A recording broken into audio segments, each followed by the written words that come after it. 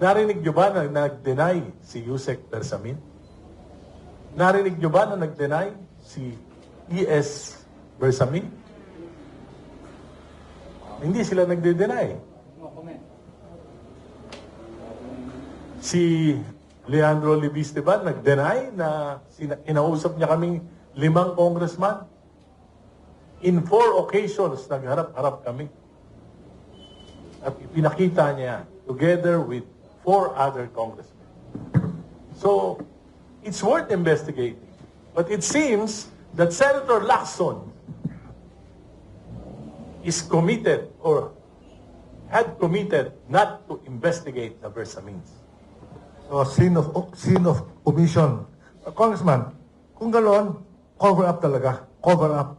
Complete cover up. Yes, and a cover-up will require a series of cover-ups. Kaya hindi po matatapos ito. At kung hindi na natatapos dito, sino tatamaan? Yung ekonomiya.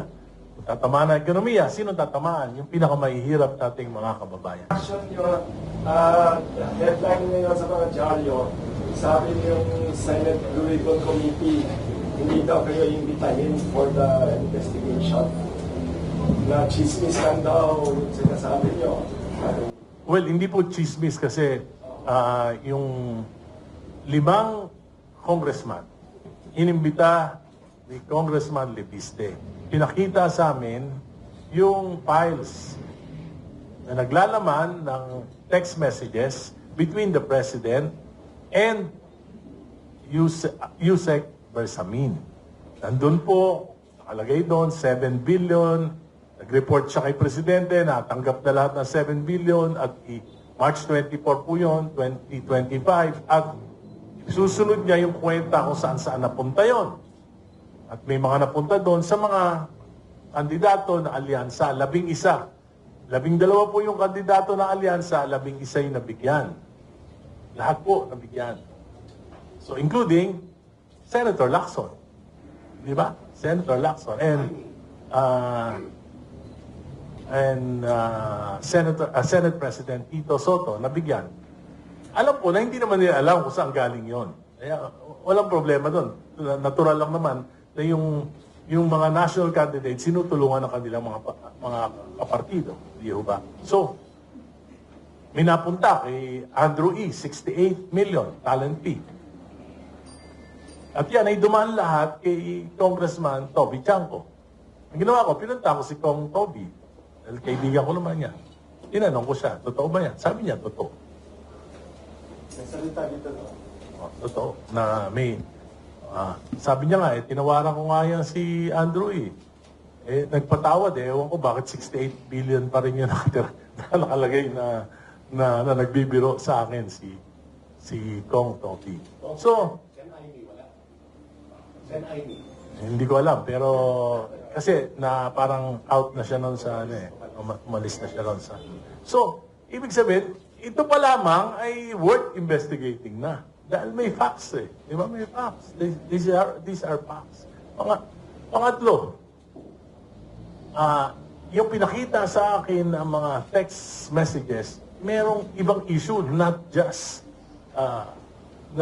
the campaign, pero may mga national issues na pinapatrabaho si Presidente kay Yusek Bersamin. So, kung hindi totoo to, di patawag. Kung totoo o hindi ito, malalaman natin kung papatawag ng Senado si Yusek Bersamin, si E.S. Bersamin. Di ba? Patawag lang. Para magkaalaman. By the way, ni-reveal yan ni Congressman Tino February 9. Ano no date na ngayon? February 16. Narinig nyo ba na nag-deny si Yusek Bersamin? Narinig nyo ba na nag-deny si E.S. Bersamin? Hindi sila nagde-deny.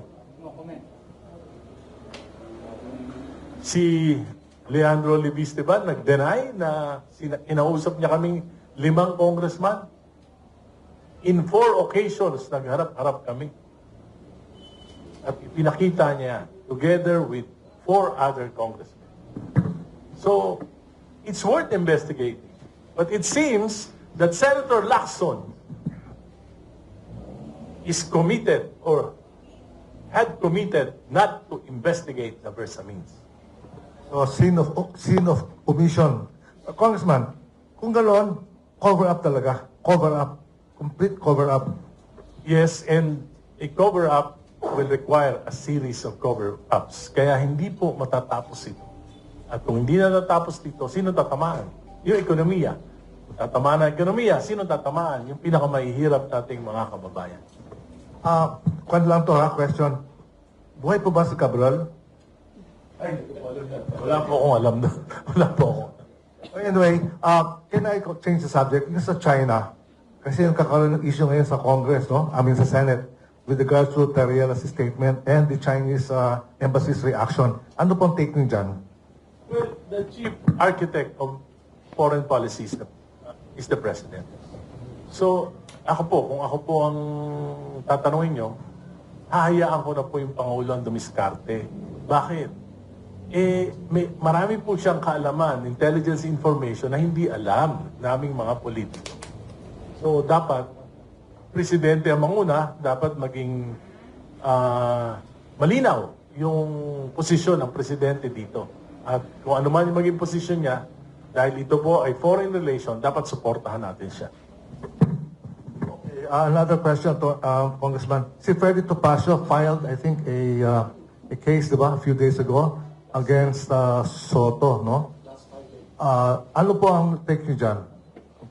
Yung kanyang petition. Marami na po akong laban. Ayoko na makialam sa laban ng iba. Okay, guys, any more questions, please? Mukhang nakuha niyo yung soundbite. Yes, sir. Identify yourself. Ethan of Juice Tabloid and 96.7 News FM. Kung nararapat ba bang manatili itong mga senado sa Congress, wala namang ginagawa eh. May mga usap-usapan, tanggalin na lang. Mas makakatipid pa yata Pilipinas dyan. Hindi naman po. Yung institusyon ay dapat natin igalang sapagkat yan ay bahagi ng ating saligang batas. At madali pong mag-usama. Naniniwala po ako na marami pa rin matitino na congressmen at mga senador. Kaya lang po na dahil dito sa mga issue at dahil din na alam nyo, yung ginagawa ko ito, napakamahirap na nitong ginagawa ko na ito dahil may mga epekto ito sa aking pagiging isang kinatawan at politiko. Subalit,